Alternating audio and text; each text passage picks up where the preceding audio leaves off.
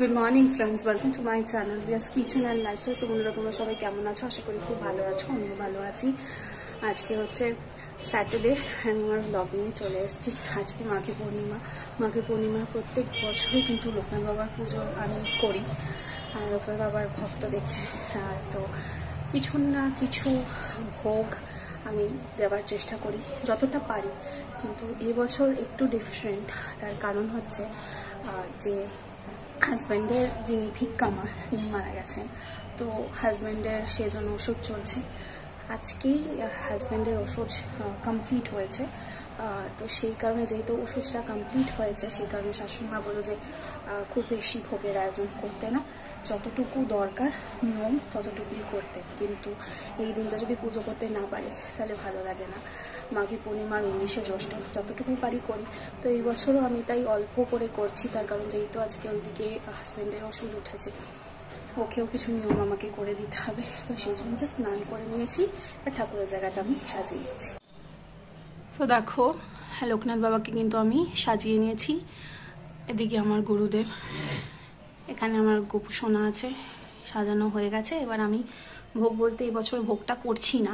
তো যেই জিনিসটা মেন, অমৃতি মিছরি লোকনাথ বাবার এইটা না দিলে পুজো হয় না। তো ভেবেছিলাম যে বাল্যভোগ আর কিছু ভোগও করবো, বাট সেগুলোর রিজনটা আমি বললাম। তো বাট ক্ষীরটা আমি বানাবো, তার কারণ কিছুদিন আগেই আমি ক্ষীরটা বানিয়েছিলাম।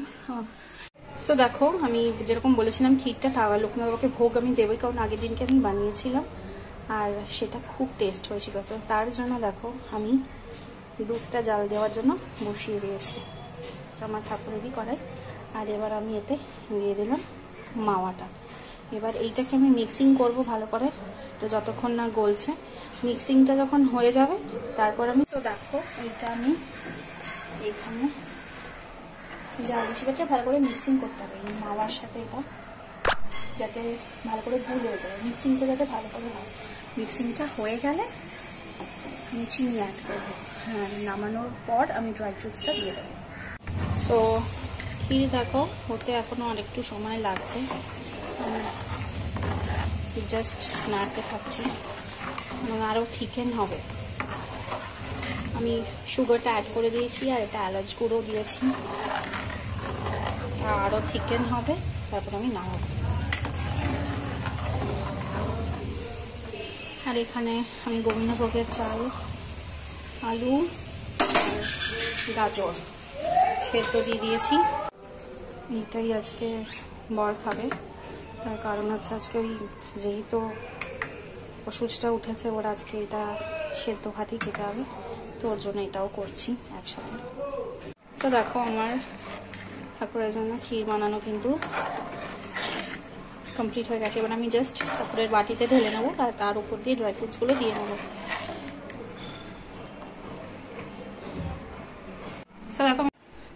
তো দেখো আমার সব গোছানো হয়ে গেছে। ভোগ এবছর তো দিতে পারিনি, তাই যেটা দরকার অমৃতি, মৌরি মিছরি, বাটার ছাড়া কিন্তু লোকনাথ বাবার পুজো হয় না, সেটা আমি ব্যবস্থা করেছি। এবার আমি লোকনাথ বাবার পাঁচালিটা পরবো।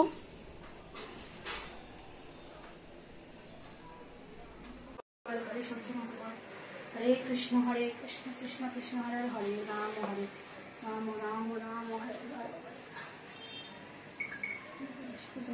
হরে কৃষ্ণ কৃষ্ণ কৃষ্ণ হরে হরে রাম রাম রাম। জয় বাবা লোকনাথ, জয় গুরু, জয় শিব, জয় ব্রহ্ম, জয় মাতা, জয় বাবা লোকনাথ, জয় গোপাল, জয় গোবিন্দ, জয়।